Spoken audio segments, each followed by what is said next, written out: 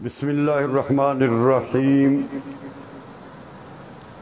حضرت عبداللہ ابن مسعود رضی اللہ تعالی عنہ کی روایت ہے، رسول کریم صلی اللہ علیہ وسلم نے فرمایا کہ تم میں سے ہر ایک اپنی ماں کے پیٹ میں 40 دن تک نطفے کی شکل میں رہتا ہے، پھر اتنے ہی دن منجمد خون کی شکل میں، اور پھر اتنے ہی روز لوتھڑے کی شکل میں رہتا ہے۔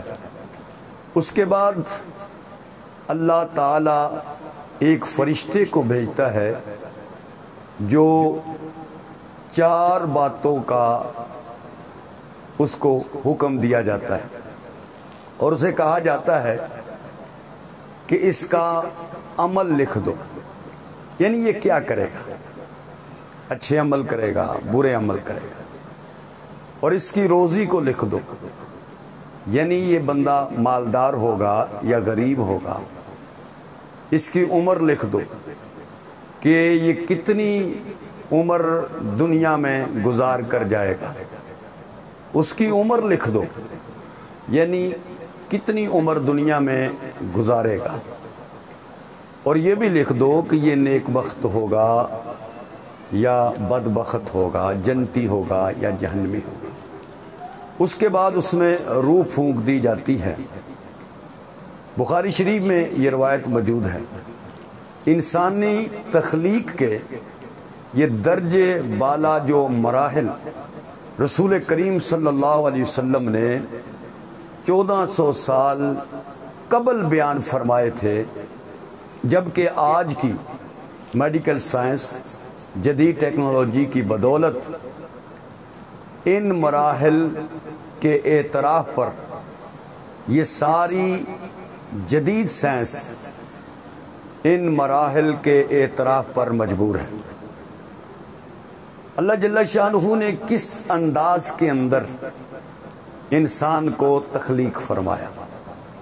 قرآن مجید کے اندر اللہ پاک نے سورہ نحل کی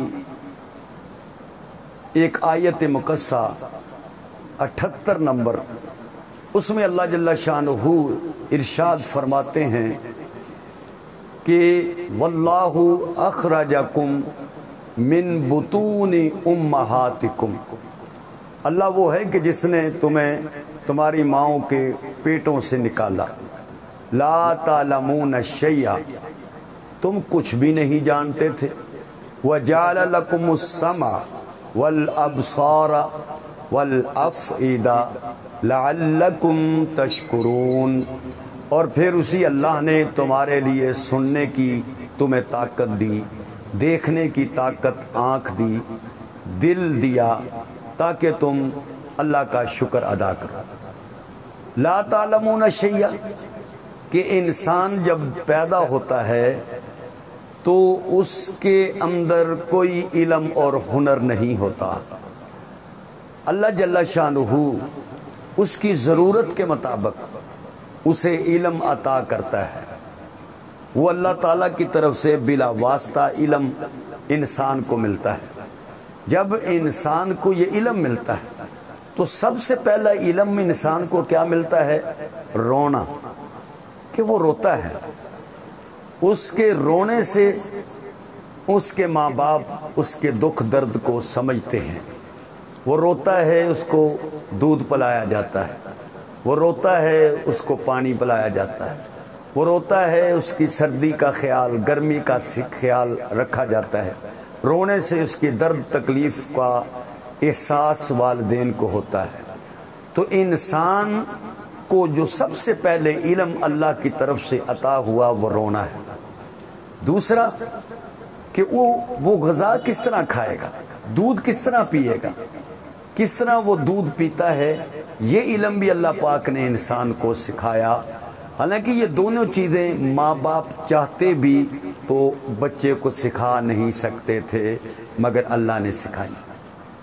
پھر اللہ پاک نے انسان کو سننے کی جو طاقت دی ہے، کان، کتنی بڑی طاقت ہے، اور زیادہ تر علم انسان کان سے حاصل کرتا ہے، سننے سے حاصل کرتا ہے۔ بس اوقات آنکھیں بند کر کے انسان جو ہے کسی کی بات سن رہا ہوتا ہے تو آنکھیں بند کر کے، لیکن کان جو ہے وہ بات کو سن رہا ہے، اس کے ذریعے سے علم حاصل ہو رہا ہے۔ اور دوسری نعمت والابصار، آنکھیں عطا فرمائی، دل عطا فرمایا۔ یہ اللہ پاک کی اتنی بڑی نعمتیں ہیں جن کا ہم ساری عمر شکر ادا کریں تو ہم شکر ادا نہیں کر سکتے۔ اللہ پاک نے یہ علم حاصل کرنے کے عجیب و غریب آلات انسان کو عطا کیے ہیں۔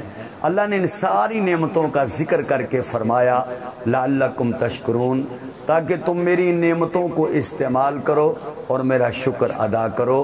تو ہمیں چاہیے کہ اللہ کی یہ جو عطا کردہ نعمتیں ہیں ان کو استعمال کر کے اللہ کا ضرور شکر ادا کریں۔